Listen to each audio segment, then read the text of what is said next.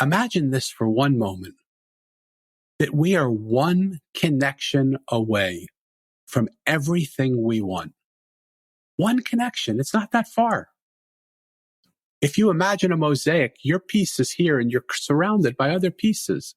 And one connection away from us is a whole nother world, is the rest of the mosaic. And if we follow any of those, or if those aren't working, we can shatter the mosaic, because it's not like a jigsaw puzzle where every piece goes in its perfect place and it can't happen without that piece there. A mosaic, every piece can go everywhere. So we can rearrange the pieces of our life. So if a certain thought is bringing us to a reality of a life that we don't want, we can change that thought. So what would happen for all of us if we change the initial thought that creates the words that we say, that creates the stories that we tell, that creates the life that we're stuck in? Would it bring us out? I don't know if it would. For you, maybe it would, maybe it wouldn't. And you have that right to decide that for yourself. But I at least want to turn your table over. And I at least want to say to people, what would happen if you just thought one different thought and you're one connection away from thinking differently? How could you find that connection? How could you find that different thought? And are you willing to make that change? I'm Srini Rao, and this is the Unmistakable Creative Podcast, where you get a window into the stories and insights of the most innovative and creative minds who've started movements, built thriving businesses, written best-selling books, and created insanely interesting art. For more, check out our 500-episode archive at unmistakablecreative.com. Doing creative work can be kind of lonely, and that's why we built the Unmistakable Listener Tribe. The tribe is a community for professionals to connect and support each other. Everything is designed to help you grow your business and share what's working and what isn't. And that's true whether you're a business owner or an artist. You'll get access to feedback, live conversations with guests, and so much more. By joining the tribe, you become part of a community of creators who all support each other, and it's completely free.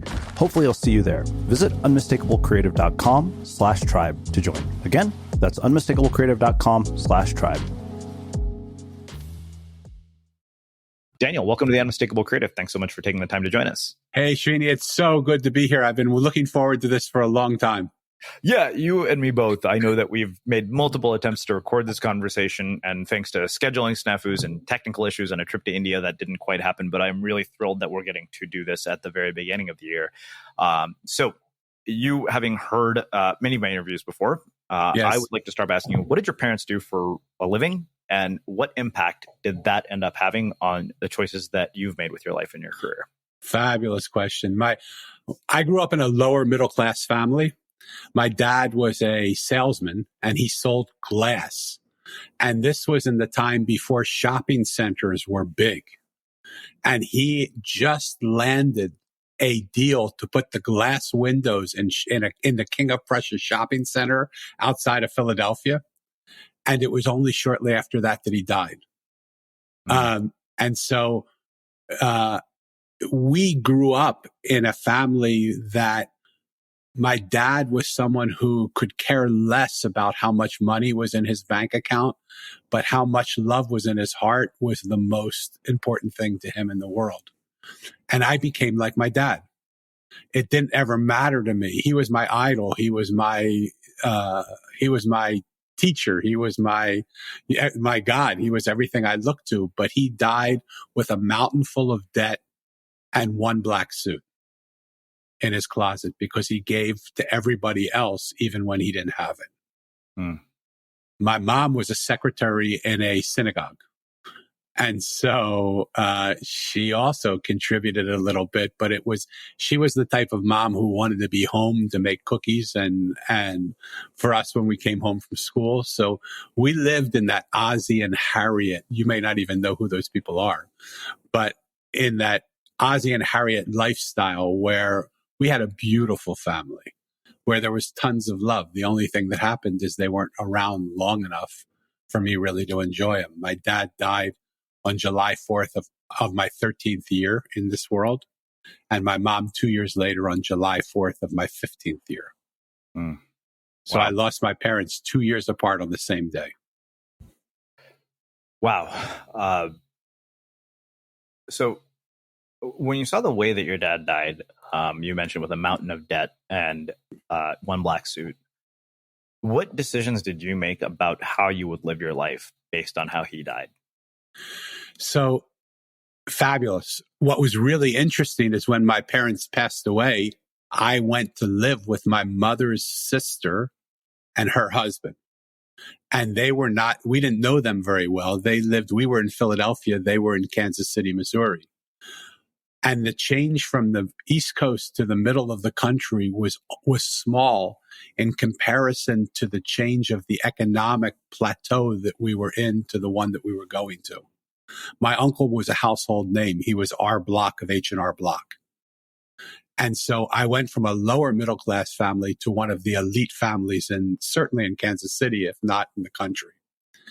And he looked at me and he said, I see in you the ability to start at the bottom, pushing a broom, and over time to take over my company. I believe you will be in my seat because I don't have any sons. And it was in a time, it sounds crazy to say it, but it was in a time that, when men did not give their companies over to their daughters. They gave them over to their sons. And he didn't have any sons. So he saw me as the opportunity to continue his lineage in the company that he had started. Wow. Do you have children? Yes, I have a 29-year-old developmentally delayed daughter. Wow. Having lost your parents at such a young age, I wonder what impact that has had on the kind of parent that you've been. Oh gosh, you can only imagine. There is no greater pain than losing your everything. I mean, my dad was my everything. I love my mom too, but my dad, we would walk down the boardwalk in Atlantic City, which was then a bigger place to go.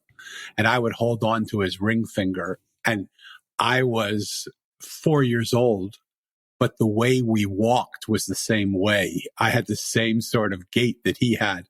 And people would just turn around and look at us because they would say, I was the mini me before there was a mini me around. And losing him shook my entire world. I lost everything, every connection that I knew of to things that were good in my life. I lost.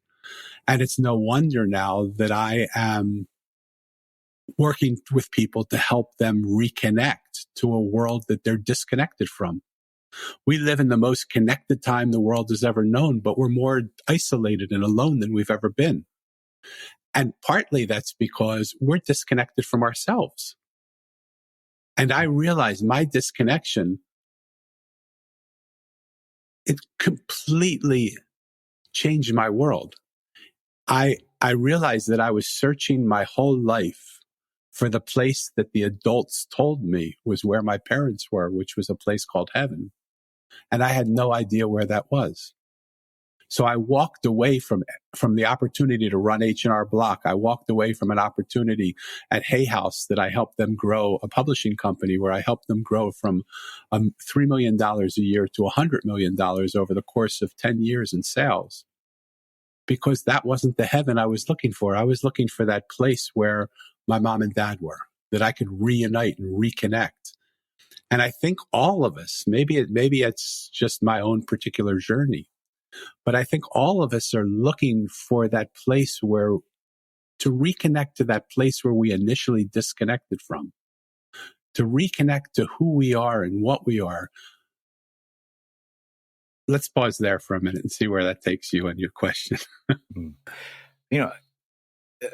The funny thing is, I realize, and I wrote about this a few days ago in a post on our blog. It was a piece titled "On the Time We Have Left with the People Who Matter Most to Us," and I've said that this is something that we take for granted.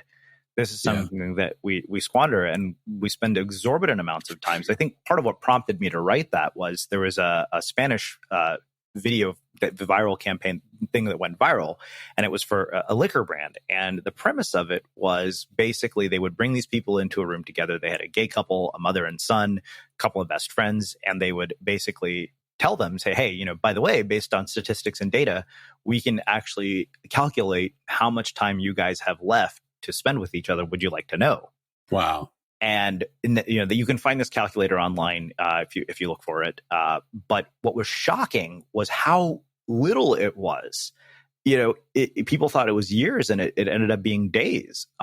Just based. I see my dad once a week, and the total time came out to 23 days is what we have left. Yeah. And yet, we spend literally, you'll spend something like 500-600 days of your life staring at screens, browsing the internet, doing all this other stuff. So the reason I brought that up is because I wonder, when you're so young and you lose both parents, how at that age do you process and navigate grief? And how has your perception of the experience changed with age? Gosh, huge, great question. Deep question, great question. I think I did what everybody else, what I assume other people do. Is it was so overwhelming for me at that point. Either it would roll me over and destroy me, or I put it into a room that I didn't even want to look at.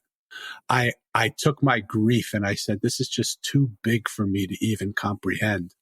So I'm going to just go numb. I'm going to build a wall around myself to protect myself. I'm going to silo myself in that protection. I'm going to paint around that wall to make people think that when they see that wall, it's me, and to have them believe that they're seeing a beautiful version of me. While all the time, really what was happening is I was sitting quivered up in a fetal position, crying my eyes out, wondering, why did I lose? Why would this happen to me? And why was I now suddenly so separated from a world that I knew? None of my friends had lost their parents. I was so different from everybody else. And I saw what it caused me to do is see a world that was so completely the opposite of the world other people saw. While other kids were out running and playing, I was wondering what had happened. Why me? What was going on? What was this meant for? And it was Independence Day in America. It was Independence Day. And I thought, oh God, that means I have to be independent. But it was only in writing my book, The Mosaic, that I realized that we are not meant to be independent. We're never meant to do this alone. We can't do things alone. In fact, when we do things together, it's so much more valuable and we can do so much more. And the things that we can actually see when we come together is so much greater than the things we see on our own. But for 60 years, I lived with the message of my parents are trying to tell me to be independent.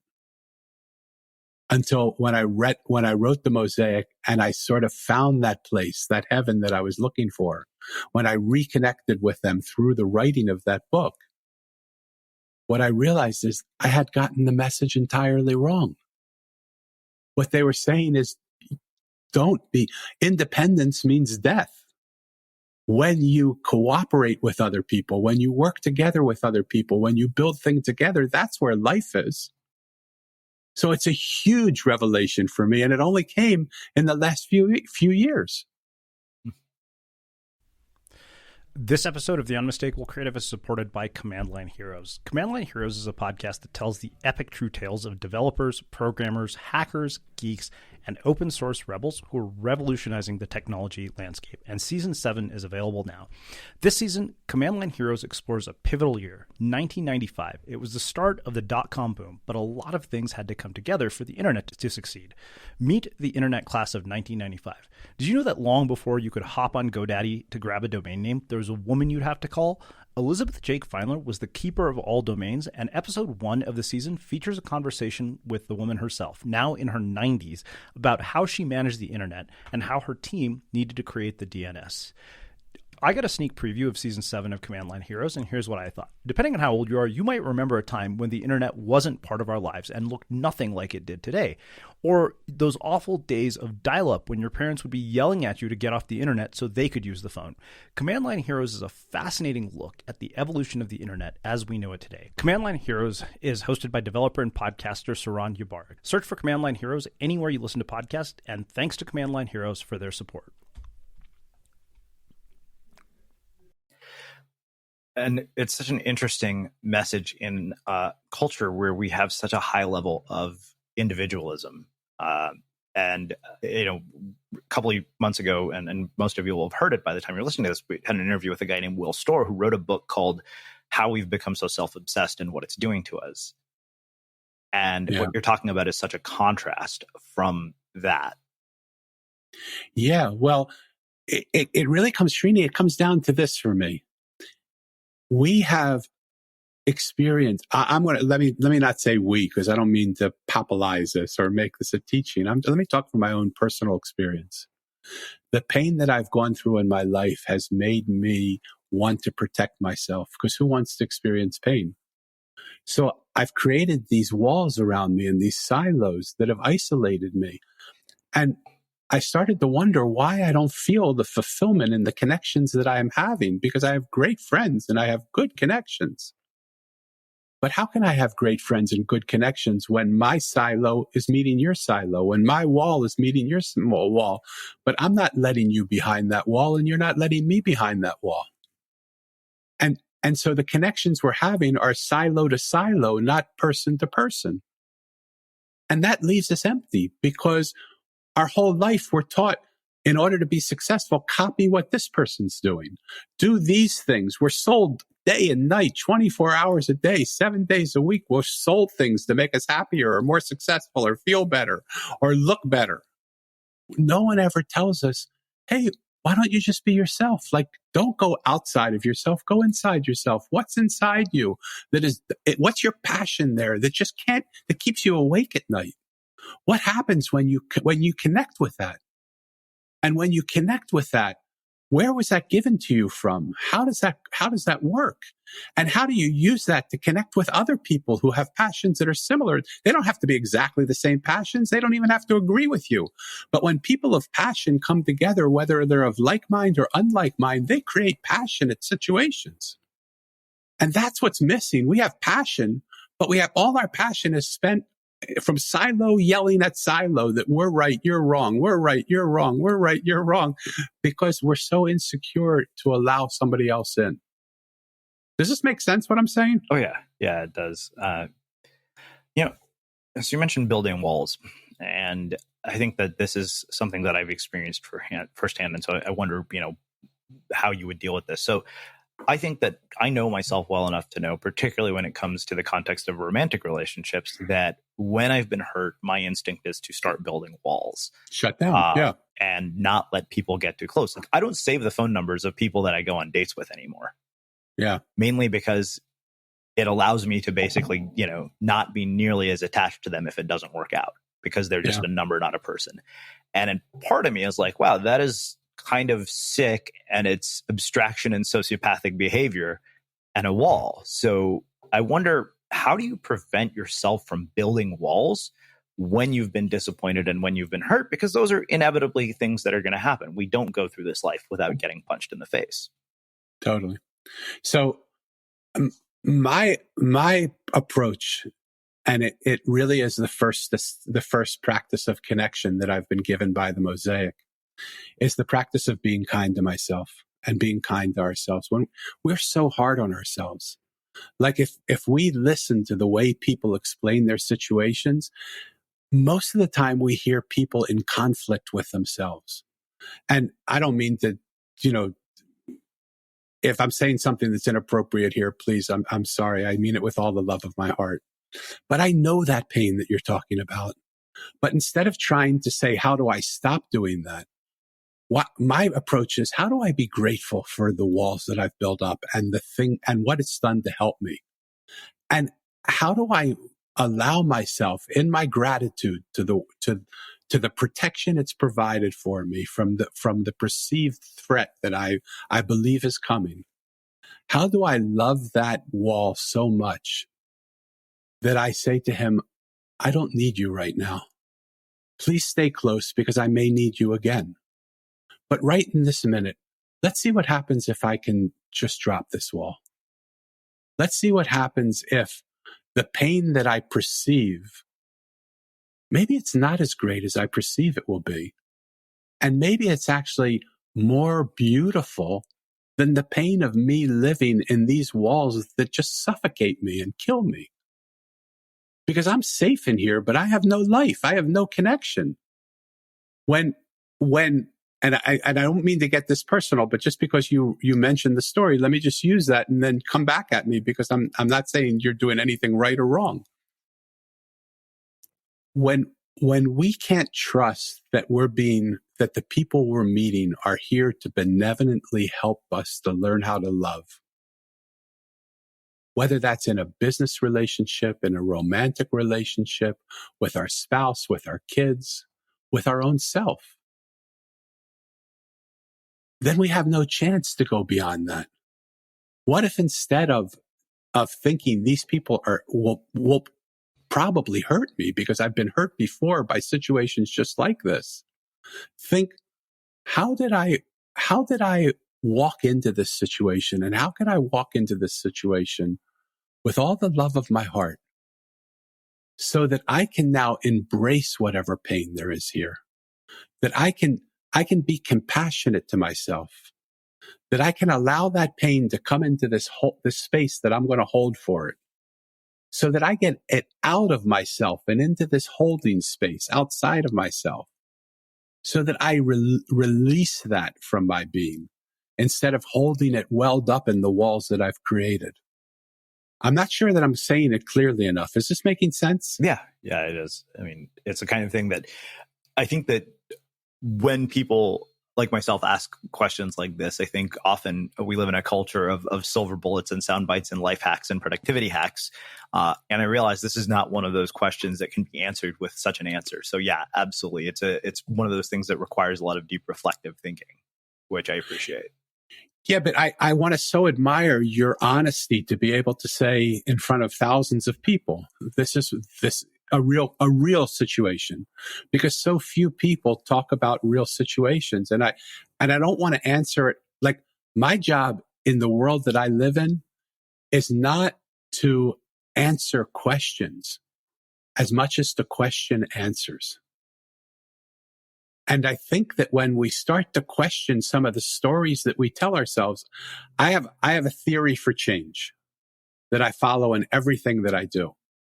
And it's so simple that I don't understand why the world doesn't practice it on a day-to-day basis. Our thoughts become our words become our stories, and our stories become our life.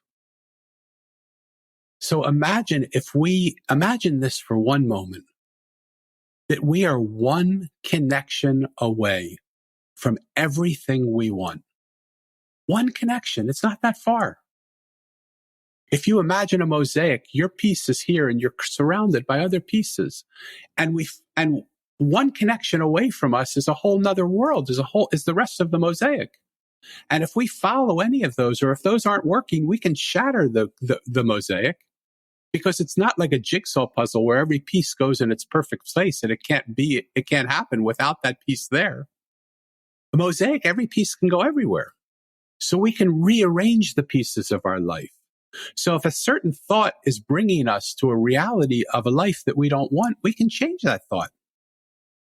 So what would happen for all of us if we change the initial thought that creates the words that we say, that creates the stories that we tell, that creates the life that we're stuck in?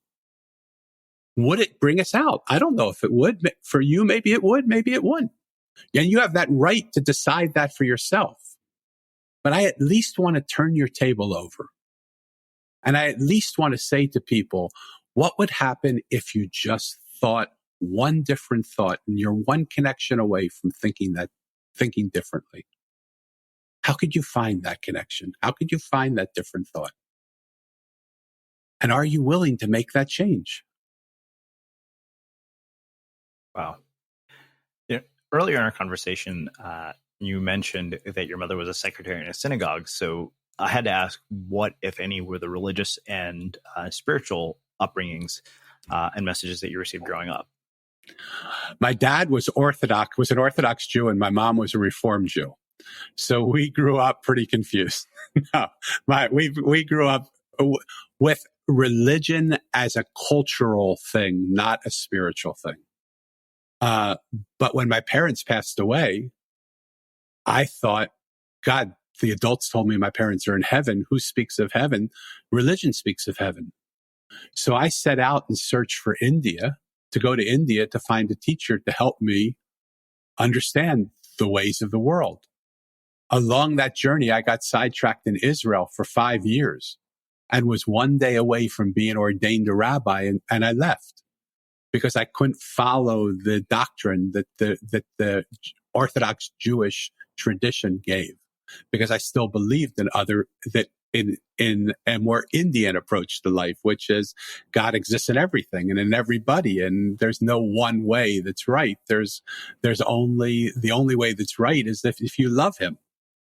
And so it definitely influenced me, but not in the ways of going into the organized religion that I was born in. Even though when I came to Israel, they said to me, I met a very sacred man there. And he said, I have one question for you. Why were you born Jewish? Were you born Jewish to become a Hindu? Or were you born Jewish to understand Judaism? And I had to stay with him 5 years until I could give him the answer to that question. Wow. So one thing that I think is really interesting is you had the sort of drastic contrast of a father who died in a mountain of debt, and then, a family who had, really what seems to be the kind of wealth that would sustain itself for generations. And, and I only know this from having seen some of the documentaries on Johnson & Johnson, that the family that, had the Johnson fortune. And, I wondered, one, what are the things that you learned about money and wealth from each of those perspectives? What are the messages that you got, and how did they shape your decisions early in your life, and how have they shaped them now? Beautiful. My dad taught me to live life the way you want to live it, and don't give a damn what anybody else thinks or says. If it's in your heart to do it, just do it. My uncle taught me so many things, but the thing, unfortunately, that I probably took away from it that has shaped my life more than anything is when I sat down with him. He asked me, are you going to take me up on my offer? And I said, I need a year to watch you. And he said, 99.9% of the people in the world, if I told them that I was going to start them pushing a broom and that 10 years later they were going to be sitting in my seat, would have said, when do I start? Where's the broom? And I said, just our rotten luck that I'm the 0.00001%. Because you've had 3 months to watch me to come to this conclusion for yourself. I would like to take a year to watch you and see what I'm walking into, because I don't know this world. And at the end of a year, it sounds easy because we're talking in a story right now that is easy. It's following 1 year later as if it was just moments later. But 1 year later, he said, I'm going to pick you up from school today and we're going to go out to lunch.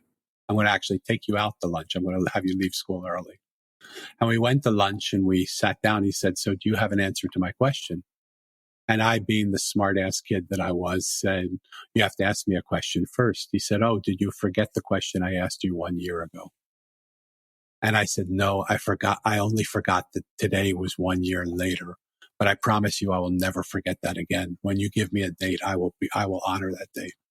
He said, so do you have a question? I said, yes, I do. But my question comes in the form of 3 questions. And he said, okay, tell me what those are. I said, I remember in the summer, you had a birthday party, and you had over 250 people at our house. And I remember coming up to you and saying, God, how beautiful this must be to have this many friends, to have this many people who love you and care about you and come here and want to celebrate your birthday with you. What a special day this must be for you. And I said, do you remember what you said to me? He said, yes, I do. I'd say it to you again today. I said, I'm going to paraphrase it and you tell me if I'm right. And he said, go ahead. I said, what I remember from that story is you telling me none of these people are my friends. If tomorrow I would lose all my money, no one would be here at my party. They're only here for one reason, because I have money and they want it. And I said, is that right? He said, yes, that's exactly right. I'd tell you the same thing today. And I said to him, then why would you want to give me that gift? Why would you want to give me the gift of believing that nobody gives a darn about me? They just are interested in me because I have your money. He said, okay, I see where you're going. What's the second question? I said, the second question is, I remember when we were sitting at dinner one night and your daughters were starting to get serious with boys. Do you remember what you said to them? Excuse me. And he said, yes, I do. And I would say, I say it to him every day still. And I said, again, let me paraphrase and you tell me if I'm correct. You said to them, you're not that attractive. You're normal looking girls. You're not beautiful. You're normal looking. So you have to know any boy that's interested in you is interested in you because of your last name, not because of who you are. And I said, is that right? He said, well, Danny, I have to believe that. And I said, okay, so say that I would be able to get over the first question. Say that I would be able to make real friendships with people. Why would you want to give me that gift to my kids? Why would you want my kids to have that gift? And he said, I see this isn't going so well. What's your third question? I said, my third question is, if I were to start at the bottom and push a broom and come to the top and have ideas of how I could help the company grow, because I've seen it from inside out and I've seen new possibilities and new ways of doing things and new directions, because you're really innovative. He bought CompuServe when it was the first internet company out there. He wasn't a conservative, not innovative man. I said, if I were to have that vision and I were to see new things that I could do, would you give me the space to do that? And he said, Danny, if something isn't broken, why would you try and fix it? Just do the system, know the process. I said, Uncle Dick, does it seem to you that we have the answer to our questions? He said, yes, it does. And I'm sorry for you. And you know what has to happen now. I said, I think I do, but why don't you tell me? He said, I have to gently ask you to leave our family, because you obviously have rejected what we have come here to give you. So I'm going to ask you to leave. And for all intents and purposes, you're excommunicated. And I looked at him and he was expecting me to be mad at him or unhappy. And somehow as a 16-year-old kid, I said to him, I can't thank you enough for who you are and the opportunities you've given me. I would have never had a chance to see the world like you've shown it to me. And I so respect you and so honor you. And I want you to know that even though I'm not in contact with you, I love you. And I'm so thankful to you for all that you've shown me.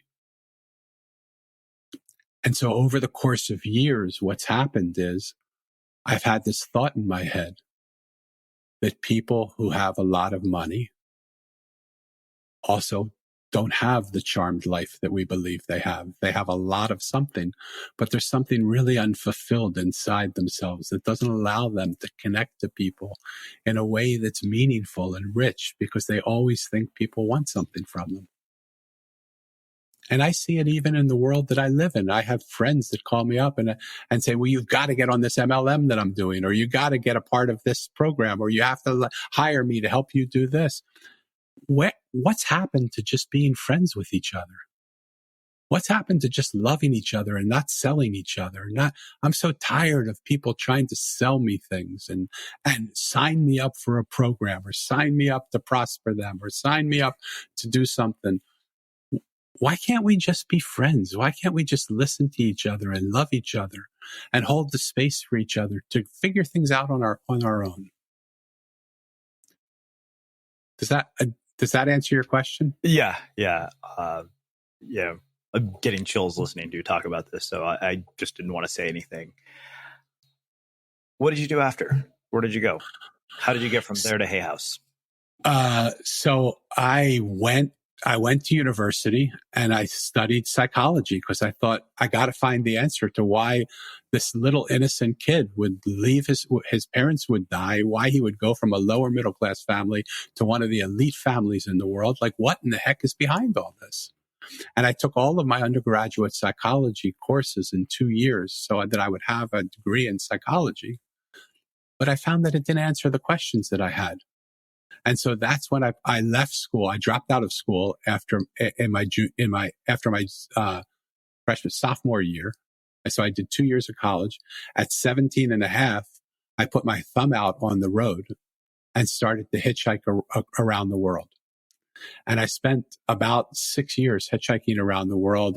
I went to seminary during that time in Jerusalem, Israel. That's when I left there. I went into religion to see if religion had answers. Religion didn't have answers. I went to yoga to see if yoga had answers. I spent 20 years, 10 years as a monk in a monastery, in a yoga community, being a monk. And then 10 years as a householder, as a married man, running businesses and working in companies. And still I didn't find my answers. Because the premise of what I was trying to do was a belief system that I had to do it on my own, because I believe my mom and dad died on Independence Day to teach me independence, to teach me don't count on the world around you. You can't count on the world around you. And it's really only in the last 3 years that I found my purpose and I found my peace, which is the building of this mosaic, which is helping people see we're all parts of something much greater than we are.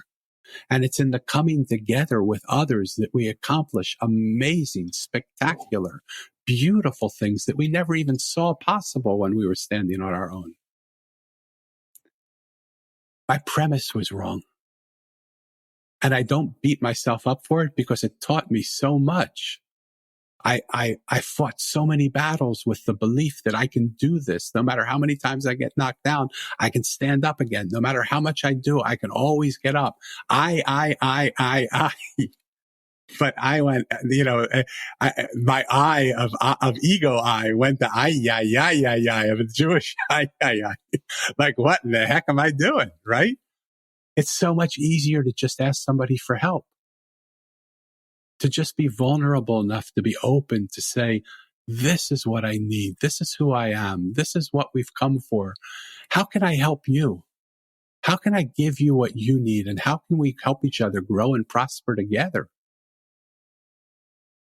And so what it's made me see is the paradigm of the world we're living in, which is a vertical paradigm of I know and you don't. And so I'm going to teach you, or I'm going to help you, or I'm going to fix you, is deteriorating.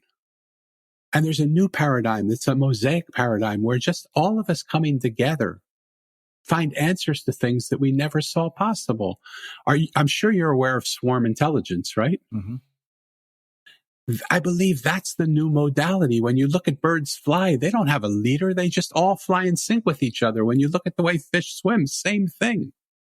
And there are people that are doing work in swarm intelligence where they just have 60 different people in different parts of the world with a mouse that and the ability to move something in the middle of a circle with answers around the circle, and none of them know the answers on their own. None of them would predict that the answer that they landed on as a group would be the answer that they would choose. Not one of them. But the answer that they choose is the right answer.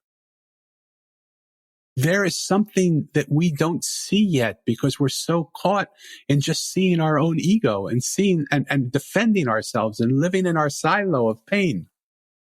That when we dissolve that, when we get out of, look, I'm a proponent of like-minded communities. I love them. It was so important to me when I was a lone wolf to find other people of like mind that I could be a part of. But like-minded communities that once saved me are now destroying the fabric of what I believe is our reality. Because those like-minded communities have become silos that are getting bigger and stronger and wider and deeper.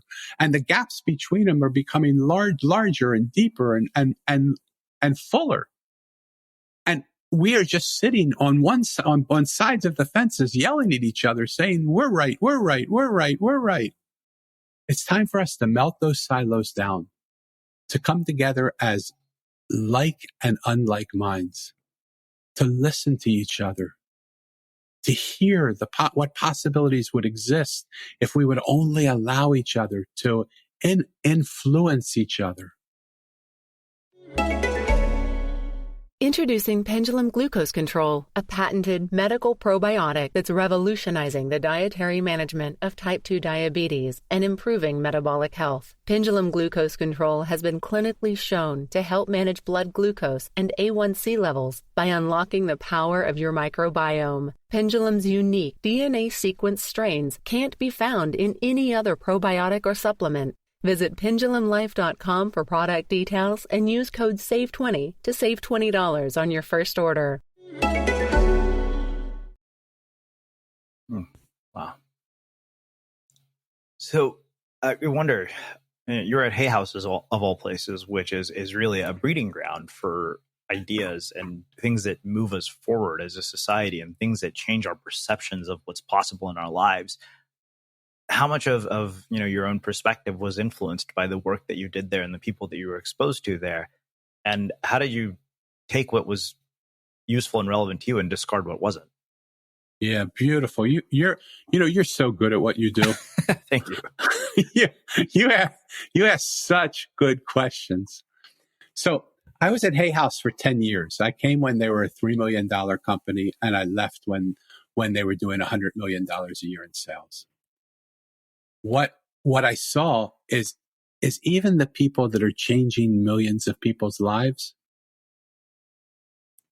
behind the facade of who they show is a person that has a lot of pain.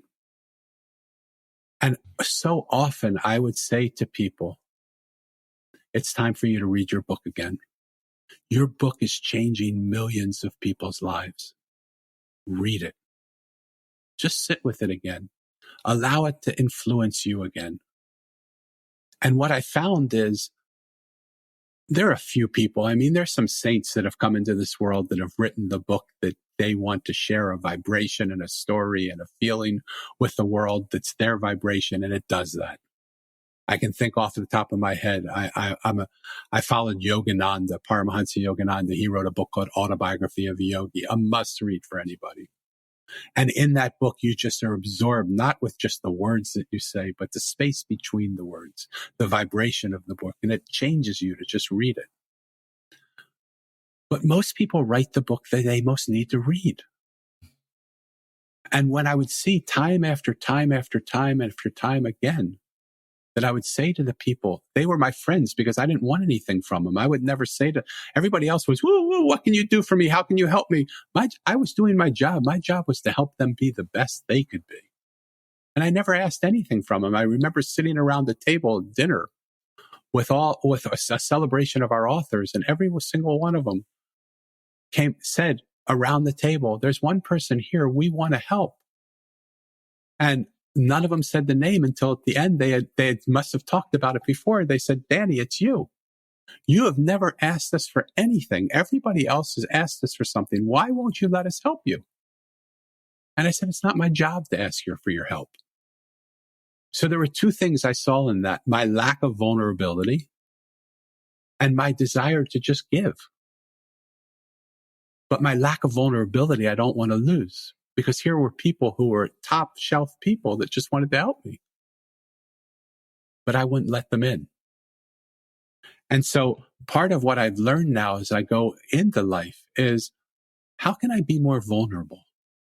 How can I bring down those walls that I have around me, where I have to be the one that's always the right one, the good one, the one that, the strong one, the white knight shining in armor who rides into the room and says, get out of the way. I'll take care of this for you. And how do I just allow you, Srini, right now, to see the little boy scared to death, hiding behind his wall, that might not be good enough, that just might not be enough, that might not be able to help you, that might not be all that you want me to be. And I sit with that boy now, and I just, instead of hiding him and being ashamed of him, I just hold him in my arms and say, look at the man you've become.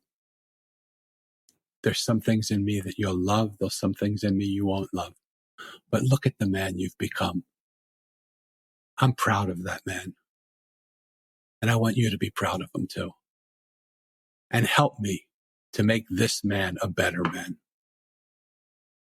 Connection. Everything in life is connection.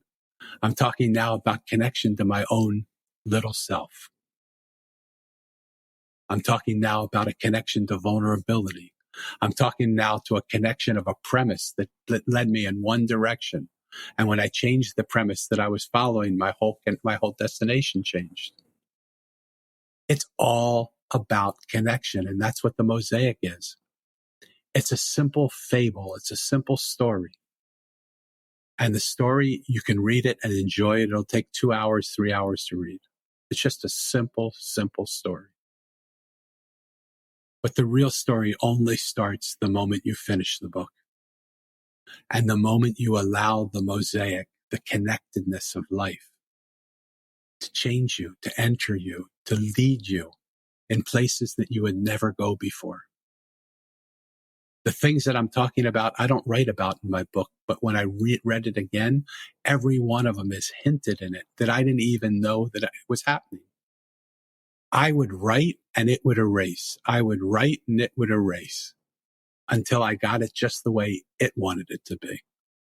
And I didn't understand why. It's only now going back that I'm starting to understand why. Because what it says is beyond the words that are on the page. The story it tells is only the beginning of the story of what it will tell if you allow it to enter you.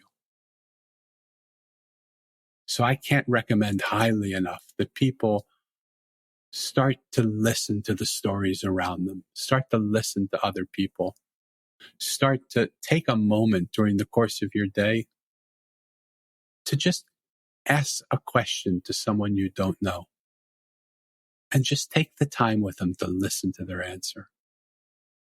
That's really the story of the Mosaic. Mo, in his search for heaven, met up with all these characters, normal, ordinary people, a street worker, an artist, a trash man, a juice maker, a mirror maker, a gardener, common, ordinary people, not the standard archetypes that you think are the ones that lead you to heaven.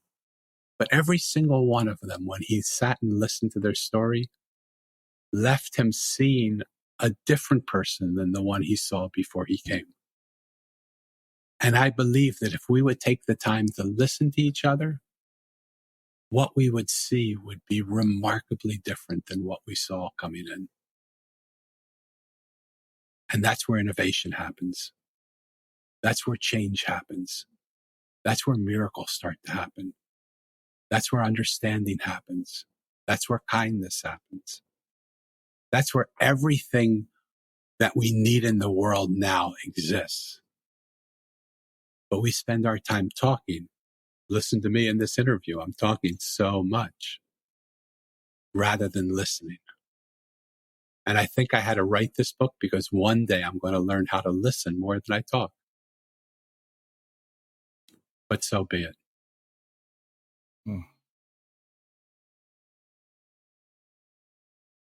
What are you still uncertain about, and what are you afraid of?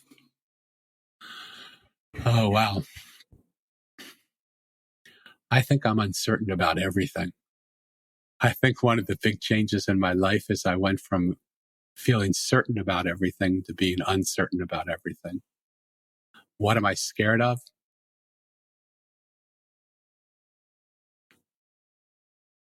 As hard as it is to actually hear myself say the word, I'm scared of intimacy because I've had so much pain in my life. I am married now. My wife passed away 18 years ago of the worst cancer a person could ever have. She spent the last 2.5 years of her life in blood-curdling, screaming pain. 45 minutes on, 45 minutes off, all day, all night. And I, the great white knight, was 2 inches away from her and couldn't take away 1 second of her pain. But at the end of 45 minutes, it went off for 45 minutes and she was fine. I'm scared of that happening again. I'm now remarried to one of the most exquisite women I've ever met. She's beautiful outside, but her beauty on the outside is not even comparable to how beautiful she is inside. Her gift is her ability to love. And she stands there just loving me, even when I push her away. Because I'm scared that if I love her and let her in, something bad will happen to her. Look at the story, look at the thoughts, look at the words, look at the stories, look at the life. I have to change that thought. Because if something bad happens, it might. But why keep somebody that I love so dearly at bay? Because I'm scared that something could happen to them. Because that's what's happened to other people that I've loved. I've lost them. And that pain for me has been so big that I would rather keep people away than bring people in close. And so I laugh at the guy with the big G on his sweatshirt that has me talking to people about connection. I feel like the least appropriate person in the world to share that message because it's what I'm most scared of. And so I remember the beauty of being at Hay House and seeing that the people wrote the books that they most needed to read, not the ones they knew. And I put myself happily in that clump of people because it should only happen that I learn how to connect to myself, to my God, to my source, to my purpose, and to each other. Those are the 4 connections essential for everybody living in this world.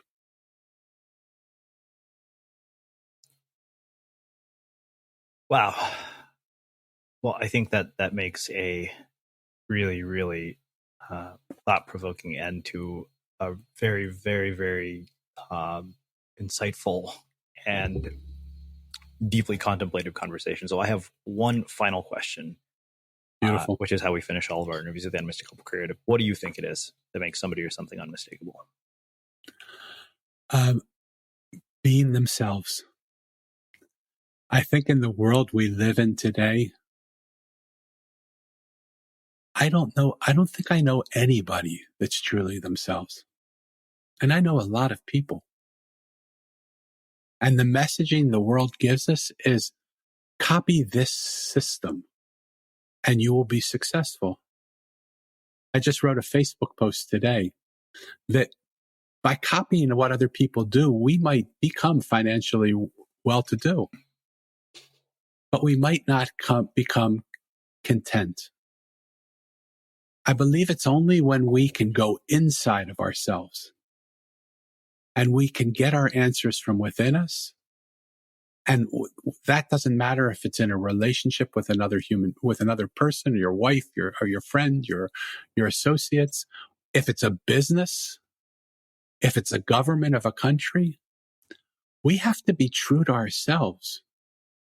And I think we've lost the ability to even know who ourselves is. I think we're scared to death to find who we are behind those walls, to touch. We've blockaded. I know I'm going to say for me, I've blockaded myself so much in my room, in my silo, because I'm so scared of the pain that I once felt. That pain has become exponentially bigger. I remember years ago, I did an experiment. I remembered I had made pretend that a room in my house was the room that I put all my pain in. And I would keep putting that pain in that room all the time. I had an extra room and I just put it in there and I never opened the door.